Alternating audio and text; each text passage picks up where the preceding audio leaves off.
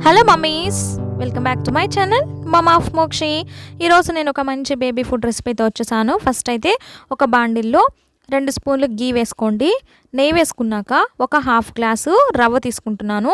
రవ్వని బాగా కొంచెం కలర్ చేంజ్ అయ్యేదాకా బాగా ఫ్రై చేసేసుకొని, హాఫ్ గ్లాస్కి మనం ఎంత క్వాంటిటీ అంటే మన పిల్లలు ఎంత కన్సిస్టెన్సీ తినగలుగుతున్నారో అంత వాటర్ అయితే పోసుకొని, దాంట్లోనే సాల్ట్, అలాగే కొంచెం పసుపు, అలాగే జీలకర్ర అంటే వాళ్ళు డైజెషన్ అవ్వాలి కాబట్టి జీలకర్ర వేసేసి ఒకసారి బాగా మిక్స్ చేసేస్తున్నాను. అంటే అది బాగా ఈ కన్సిస్టెన్సీకి వచ్చేంత వరకు బాగా మనం ఉడికించుకోవాలి. మా వాడైతే ఈ కన్సిస్టెన్సీలో తింటాడు కాబట్టి నేను సర్వ్ చేసేసుకుంటున్నాను. ఇది ఎప్పటి నుంచి పిల్లలకి పెట్టొచ్చు అంటే 6 months అబోవ్ పిల్లల నుంచి పెట్టొచ్చండి. ఈ రవ్వ తినడం వల్ల ఏంటంటే పిల్లలు వెయిట్ గెయిన్ అవుతారు. నేనైతే మా బాబులు అబ్జర్వ్ చేశాను. ఖచ్చితంగా మీరైతే పెట్టండి.